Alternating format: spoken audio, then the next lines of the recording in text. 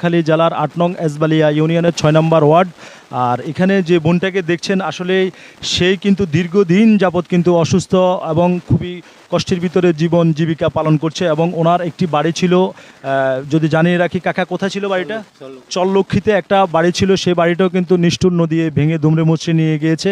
এখন তিনি বাপের বাড়িতে আছে। আসলে তার কিডনিতে সমস্যা এবং তার ডায়াবেটিস এবং বিভিন্ন সমস্যাতে সে আসলে আক্রান্ত হয়ে পড়ে আছে। টাকা পয়সার অভাবে কিন্তু সে কোনো প্রকারে ট্রিটমেন্ট করতে পারছে না। আমরা সরাসরি একটু যুক্ত হব সেই মুন্নি আপার সাথে।